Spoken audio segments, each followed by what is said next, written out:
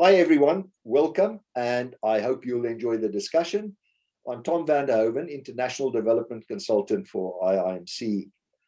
I have Mina Barberis with me, and we'll be talking about hybrid meetings and the challenges that poses to clerks and democratic officers. Welcome, Mina, and thanks for agreeing to share your views with us today. Tell us a bit about yourself. My name is Mina Barberis. I'm the Deputy City Clerk for the City of Norfolk in the Commonwealth of Virginia in the United States. I've been a proud member of IMC and a municipal clerk since 2004. And I'm a CMC and just about ready to submit my application for the MMC. Fantastic. Can you just explain, because I don't think all the IIMC members in Region 11 understands what CMC and MMC stands for.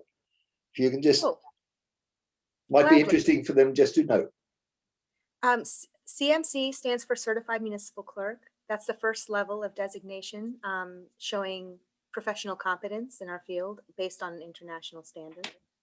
And MMC is a step further, several steps further. It takes a considerable amount of experience and education to be able to obtain those designations. And in our industry, it's considered an honor, I think. Oh, well, excellent. So good luck with your MMC then. Thank you. What's the size of the population in your city, Mina, and how many council members do you have? Well, we have a population within our city of 250,000. However, we're the urban and arts center for a larger region, and the Hampton Roads region has about 2.1 million people in population. So it's a rather large area. Mm. We have 8 council members, 1 mayor, 2 super ward delegates, which mean they basically split the city in half, 1 for each half of the city. And then 5 ward representatives. For the city is subdivided into 5 wards. So that's the composition of our council.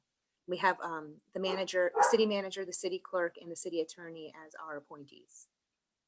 Our council meetings have been kind of weird since the pandemic. So we have other people who are required to attend our council meetings now that weren't required before.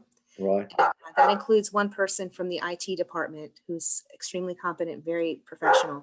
That person must manage the software and IT programming during the meeting. So that's a new thing that we've had to adjust to as far as having mandatory attendees at our council meeting. So. Oh, interesting. 8 council members, 250,000 population. It's interesting. When I came to the UK, my council had about 120,000 population, and we had 48 elected councillors. Wow, that's interesting. So very different in different countries, and that's what makes it interesting. I'm wondering how different the square footage is on each city, and how much population per square foot, because that might make the difference. That might make the difference. Yeah, that might make, because obviously here we're quite densely populated. And so, yeah, you might be right. Well, we're urban, but in the United States, that means something very different than in other places around the world, I think. Yeah, yeah. Interesting. So I know that you've also got a naval base there.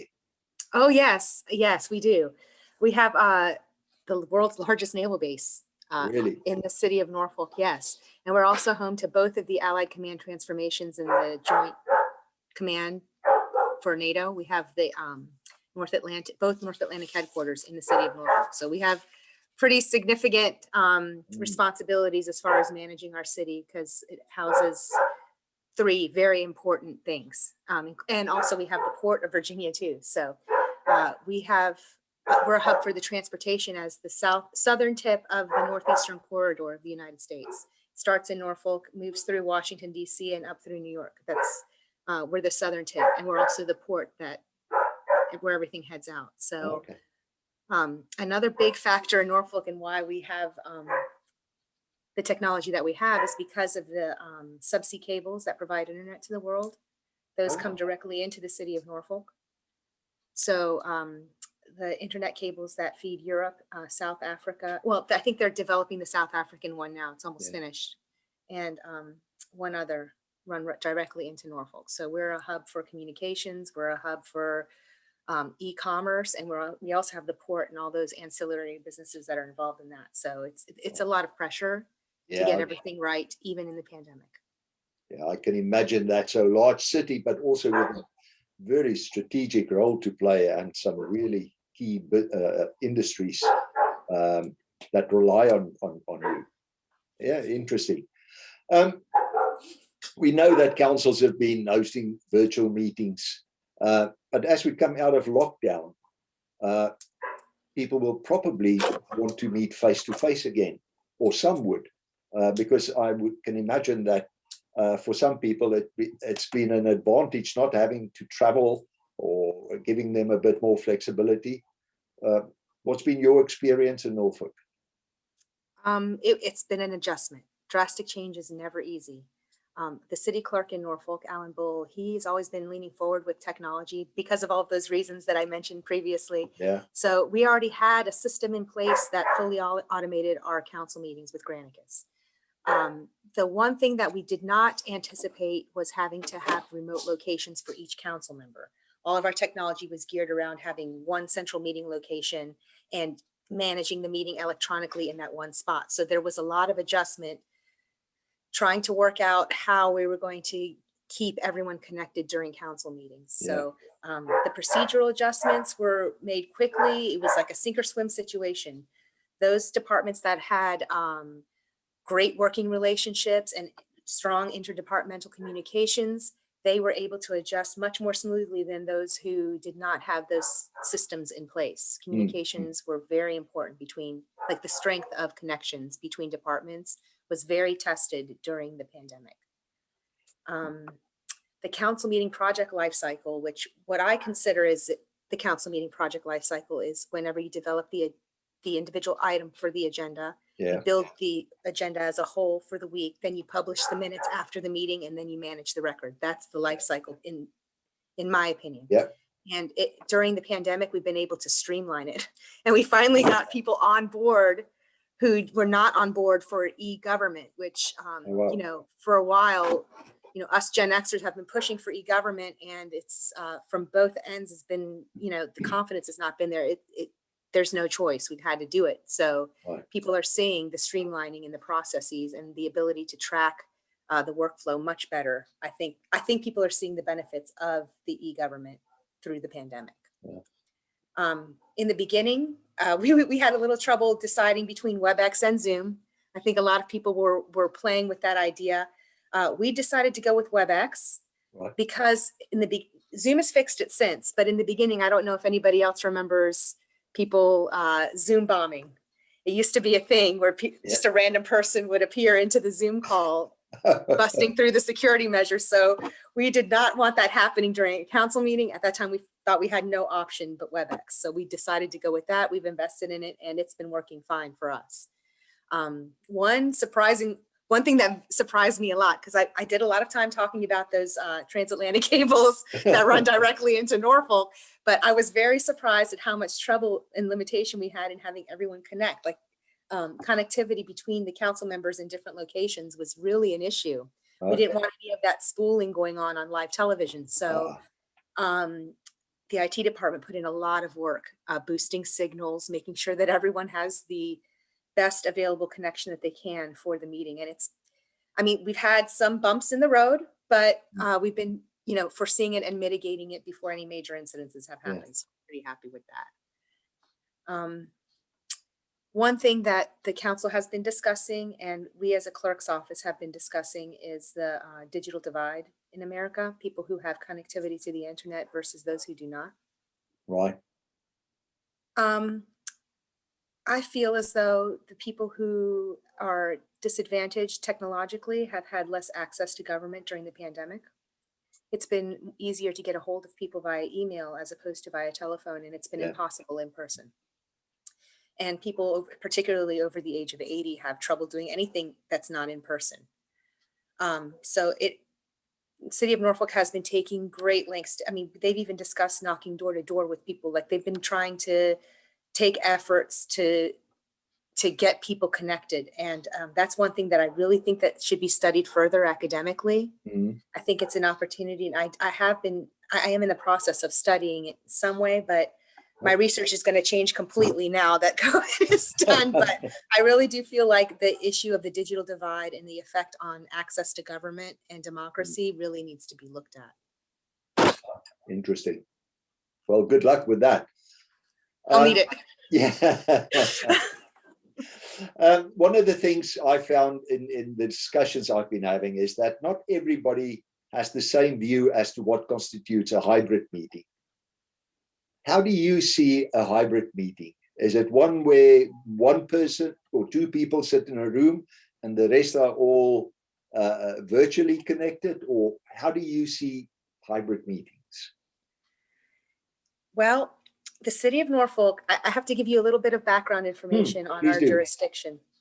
The city of Norfolk is within the Commonwealth of Virginia, which happens to be a Dillon state. Dillon is a rule that applies in the United States that says that basically we're an incorporated city. We can manage our own police department, our own public works. We build our own roads. We don't rely on the state to do that for us. We do it independently as a city. However, the cost of that is that we are very strictly regulated onto what we can do, how we can conduct public meetings, how we keep our records and our accountability standards. Those are all very strictly dictated by the Commonwealth of Virginia. And by law, we have to follow that. So we found some loopholes and weaknesses in the law during this, in that the law for hybrid meetings in the state of Virginia included telephonic means and nothing else. Oh. So we were, in the beginning, we were like, okay, are we supposed to get speaker phones now? You know, we had to go on pause. We lost weeks of being able to meet, waiting on the Commonwealth of Virginia, the state legislature, to pass authority for us to meet virtually via electronic means in general. Right. And the rules at which the rules for connectivity for the public to make it a public meeting, and also the rules for records management afterwards. For instance, the meeting is only a public meeting if we open the actual WebEx or Zoom to the public. We can't just broadcast our Zoom meeting on the television. They have to be, by the same means, able to join in to the meeting. There's it's nuances that I think does make it more fair.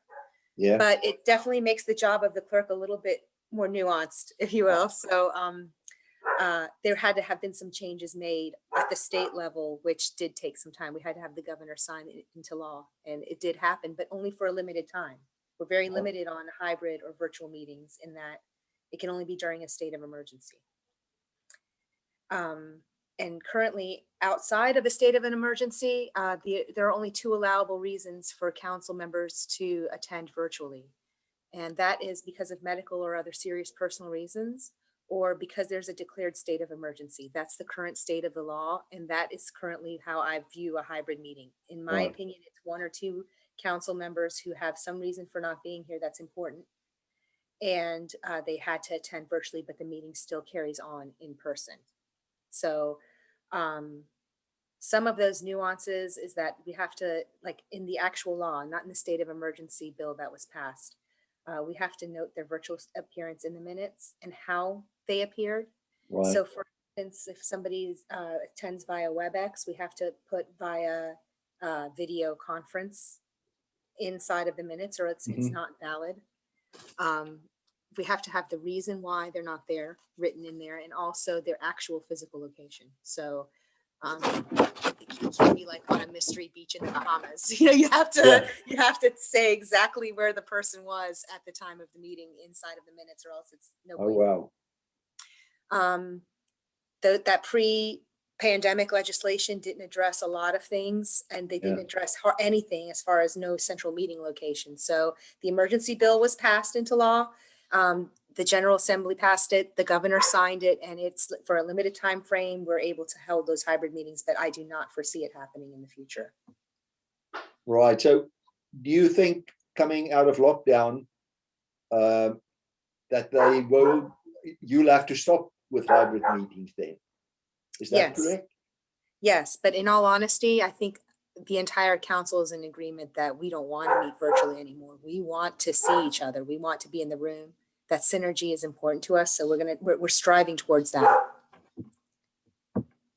Right, that's very interesting, because a lot of the feedback I've been hearing is that although people would like to meet face to face, they would at times want the flexibility to also join, let's say from home, for instance, if they suddenly have a problem coming into a meeting or whatever.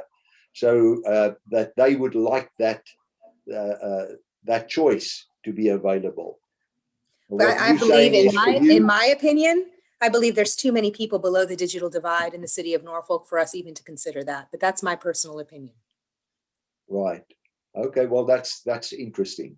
We want access for everyone, and that includes not, sometimes just having their council members be there in person. But if you have, and sorry, I'm playing devil's advocate. If you have the capability or the choice, and you can accommodate people in person, those that haven't got the virtual access, why would you then not want to allow those that do have the option to meet up virtually? You're not disadvantaging somebody who hasn't got internet access, for instance, if they can come in physically to the meeting, while the councillor that has got the internet access can join virtually. Do you want to be the one councillor who's not there in person? Interesting. Thank you. I think you've answered that one. I was just saying, if you want to be that guy, go on ahead. Yeah. No, that's very true. Okay, so I think we've covered the issue about what your members want to do in future, because that's what they would like to do. And in any case, they won't be allowed to do anything else unless the legislation has changed. Correct. So, I mean, I could want it all day, but. Yeah. No, that's really interesting. Let's talk a bit about what arrangements you currently have in your council chamber. What sort of arrangements have you got? Well, we have 2 separate floors where we conduct council meetings. On the 10th floor is the council conference, large conference. It's a pretty large conference room. It holds 75 people. Right. And on the 11th floor, we have the council chamber, which can hold up to 142. We have both floors set up to be capable to run full meetings on either floor. And each floor has a second backup system simultaneously running in case of incident. That's normal. Right. Under the pandemic, of course, our building is closed. So it's an entirely different circumstance. We're running our meetings currently through the large conference room. The mayor, the city clerk, the city attorney, and the city manager attend in person. And everyone, and the IT guy, and everybody else attends virtually.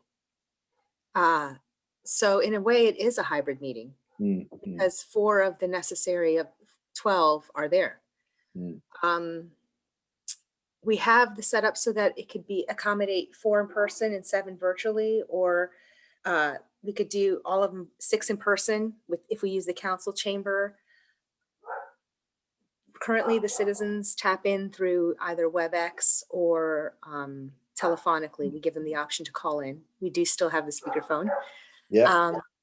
But they can view it either on the internet through WebEx or on, we broadcast it on television. So there's also the television channel. Okay. And hardware, screens, laptops, how is it set up? We have an HD digital system that simultaneously records, streams on the internet, and broadcasts on television. We have the 2 systems set up, one on the 11th floor for council chamber and one downstairs for the council conference room. Both rooms are equipped with multiple digital cameras and HD, which that was an interesting transition to HD.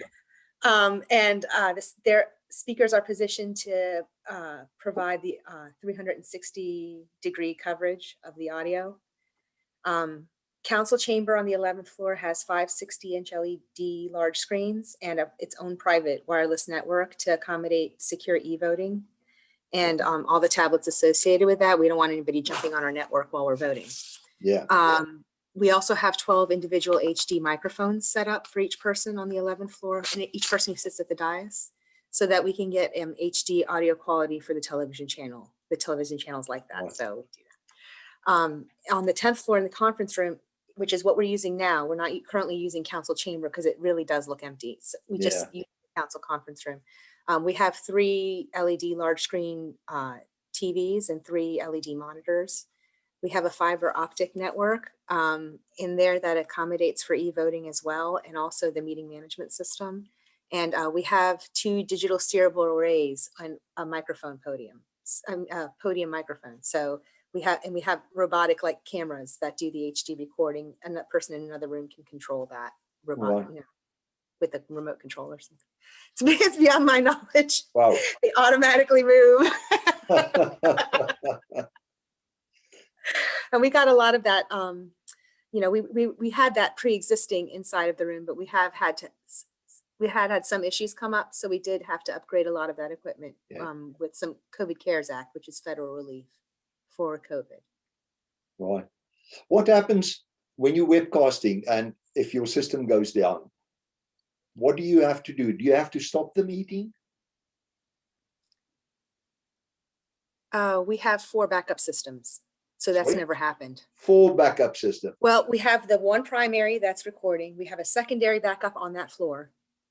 Right. We can adjourn and go to the bottom floor, and we have 2 more systems back down there too. So we haven't gotten ever to the point where we needed to transfer everything. I hope that never happens. A lot would have to go wrong for that to happen. A lot would have to go wrong.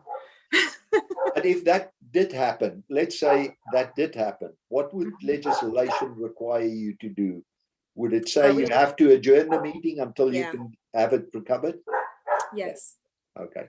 And I think that because it's our normal operation of business. If we didn't normally operate business by broadcasting, and that was like a new thing we were trying, I don't know that they would have to do that. I just know that because that is our normal operations of business, that's what would happen with us. Right.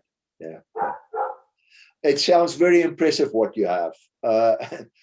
And a lot of it, fortunately, you had in any case. But I can imagine that smaller councils will look at that and say, well, there's no way we can afford to do that. But I suppose you can do it in a cheaper way. But that must have cost your council a lot of money to put all that technical equipment in place. It's been a process over years. We had a lot of this technology. Like I said, Alan Bull, our city clerk, he really leans forward with technology. He's been putting this stuff into place well before the pandemic. So we automated our meetings through Granicus. We have had all of these. We have an entire communications department broadcasting for us. So we have benefits that can help us. Yeah. It's just it's the way that it is. So you're very fortunate. Yes. Yeah. Well, and it's been years of investment. He really had it in his mind. I mean, I think that the conversion started maybe 2016, 2017. Right. So we were trying to go paperless since then. Yeah. Yeah. We are an environmental city. We want to go paperless. So that has been a goal for years. So we've been investing in these systems over the years, and that softens the blow. It sounds like a complex system. How many staff are involved when you run a meeting? Well, we need 7. 7. 7 qualified, very qualified people. Wow. To run the meeting outside of the people participating in the meeting. But if push comes to shove, we could do it with 5. Right. But 7 is the number right now during the pandemic. Oh, interesting. Mina, tell me, have you got any protocols in place for members, how to behave? We've heard in the discussions we've been having about members sitting, having a drink at home whilst they in a meeting, or somebody walks past somebody who's not properly dressed and things like that. Have you got any protocols about how people should behave in a virtual meeting? They're the exact same protocols that we passed by ordinance for an in-person meeting. Right. And another benefit of living and working in a regional hub, is that we have very, very, very qualified people on our council. when you have NATO headquarters, the largest Navy base, Yeah. the port for the entire East Coast, you have people who are getting elected who are fully aware of everything that they need to know in order to conduct a good meeting, even from their own home. So we haven't had any issues, but by ordinance, we do have code of conduct, and it does not change for Zoom, WebEx, or in person. It's the same. It's the same. Interesting. Members of the public, when they want to speak, what do they have to do? Can they just, do they have to register in advance? How does that work for the public? Can they just turn up? Normally, they can just turn up to 10 minutes before the meeting. We'll sign them up and they can speak. And we always have new business section at the end of each meeting for whatever anybody wants to talk about. We open the mic and the cameras for anybody to come up and talk to the council every week. Since the pandemic, that has not been happening. Yeah. And the citizens have been concerned about that. And hopefully we can get back to normal soon. But because of the complicated nature of arranging that type of WebEx and getting everybody simultaneously streaming and all of this stuff, we require that people register for the meeting at like 2 hours prior to the meeting start time. They need to be signed up before then, because that gives our staff members enough time to confirm their registration, whether they're connected, and to get them in some sort of order that they can manage live in the meeting as seamlessly as possible. So we request that, well, we demand really, it's published in the paper that the cutoff time is 2 hours before the meeting. Right. And do you have a limit to the number of members of the public that can speak? Because no, how long do your meetings last if everybody you would think can speak? You would think it was a lot longer. You think it was a lot longer, but we don't limit. You don't even have to be a Norfolk resident to speak. Anybody can speak. Right. So you know, we get a lot of people from neighboring cities and things chiming in on issues and things like that. That happens a lot. And we give everybody strictly 3 minutes. And you know, sometimes the mayor will allow the person to continue. Right. If it's like a sensitive subject that they're talking about, or I mean, there are certain exceptions. The mayor has full control over how long he lets the people go, but the rule is 3 minutes, and we keep a timer and we stick to it. Yeah. And the good news is that the mayor and the city manager in the city of Norfolk both have their doctoral degrees in either government or public administration, one of the likes. Yeah. They know parliamentary procedure and they use it, and our meetings are pretty efficient. I mean, we get through it. I haven't had to stay that late. Oh, really? Even though people can come and talk about anything they want from wherever they it's not as bad as you would think. Yeah, that would be scary if we had to allow it here. But I suppose it depends on the culture. People are used to it. That's the way it works. If we tried a lot of things to get people engaged. You know, you would think, hey, open mic night. You know, you think there'd be a long line, but it's really never that bad. Yeah. Just rarely. Like during the year, like 6 months prior to the shutdown, there was a lot of traffic regarding, you know, like Second Amendment gun rights and stuff like that. There was a lot of activity, a lot of people showing up. It wouldn't be weird to have 400 plus people at council meetings and have standing room only. Wow. We had to open the first floor up with a large screen television and seating because the fire marshal wouldn't allow anybody else upstairs. So pre-COVID, it was almost like an event. Now I don't know. I don't know what damage this has done to our attempts to keep people engaged. I don't know. It'll be interesting to see what happens with that. Yeah, definitely not as many people sign up. Whereas before the pandemic, when the topic of gun control would come up, like I said, we'd have 400 or 500 people there. Yeah. When we had it via Zoom last summer, 9 people showed up. Really? Zoom. Wow. It's, in a way, you know, I was like, we're not going to be here for 2 days, but honestly, that makes me not feel that great. Wow. You know, that tells me that maybe for our city, we just need to be in person. Yeah. Yeah. It's a stark difference. It's a stark difference. Be interesting to try and find out what the reason for that was. Was it because people felt uncomfortable using technology? Is it because they sort of, being with others is quite nice, going in person? and we support each other, and therefore we're all going to go to the meeting. Whereas if I sit in my lounge in my dining room, it's not quite the same. So being interested, there's something for you to investigate. And yeah, that's another thing that needs to be, is it, how much does the group environment cause people to get fired up? Do they feed off of each other? Does it provide a different type? I mean, I don't know. It's also very interesting. Webcasting, do people, the public, when they speak, do they log into the same system that your members are logged in, or? Yes, by matter of law, we have to have the WebEx meeting set up as an event where the council members are the presenters, and any citizen who wants to sign in as a viewer can do that. They don't have the capabilities to unmute themselves or add video. They can just view the panelists, which are the council members. However, we have to have that video call open to everyone according to law. Okay. So we couldn't just set it up as a meeting and allow people to pop in. Yeah, understand. Yeah, we had to purchase those rights from WebEx, and we have an unlimited amount of people that can tune in and see. Okay. Voting. How does voting take place? We do it by roll call. Roll call. Roll call. In person, we were using electronic voting. We have that capability. We just, it's difficult enough to make the personal connection to the council members through the television or through the computer screen. Silently being on the camera and not seeing the vote seemed a little bit cold. So we're doing it roll call so that, and also it helps seniors and others who might have some issues hearing computers, be able to hear their council members and what they vote. So right now we're doing it by roll call.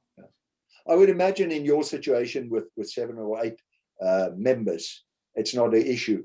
If you had 48 councillors and you had to do a roll call on every item, that would be a nightmare, I would imagine. Yeah, no thanks. See you next year, guys.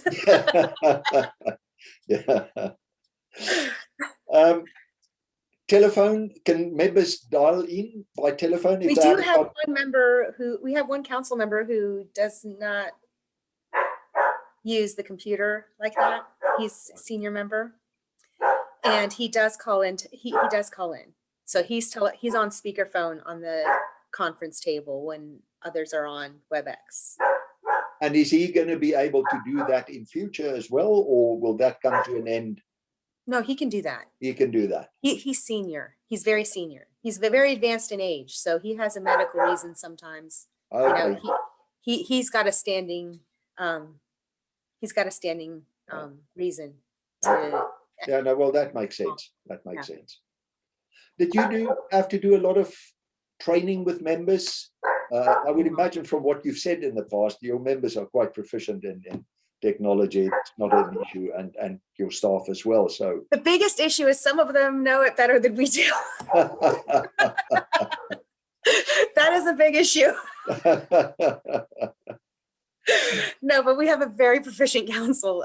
They are very good with it. Except, one member, he has had difficulty trying to connect with the webcam thing, but does just fine over the telephone. We have a dedicated mic for his speakerphone, and we're just doing the best we can with that. So, I mean, yeah. Good. I think that about brings us to the end. Have you got anything else you wanted to add? I do. I forgot to mention one other way that we allow citizens to connect during the pandemic. And this was Alan Bull's idea, which I think is great. During the state of emergency, while we're allowing hybrid meetings, we're also allowing members of the public to submit comments on agenda items via email. Oh, okay. Sent to an central email location. Now, he does not read the email into the record because he doesn't want to change the intended tone of the person who sent it. And that's always can be confusing in writing. What he does is he says, this person sent an email, they're an opponent or a proponent, and he just goes through the list, reading the people's names and whether they're for or against the item into the record. Right. Okay. Just in case they can't log into the WebEx or whatever. Yeah. We also offer email in advance. And is that just for now, or is that for the future as well? Will that That's continue? just for now. Just for now. Yes. Okay. Good. Yes. Well, I think that brings us to the end of the discussion, Mina. Thank you very much for sharing your views with us today. I'm sure our members are going to find that very helpful. I've enjoyed myself. I appreciate you taking the time to speak with me. It's a pleasure. Will it be okay if, when I publish the recordings, to publish contact details for you? And if anybody had any questions, then they can get in touch with you directly. Fantastic. Yes. Fantastic. Well, thank you very much. Thank To you. anyone out there, if you have any views or comments on today's discussion, then please email me at imeet@iimc.com. I repeat, imeet@iimc.com. Thank you for joining us. Goodbye and stay safe.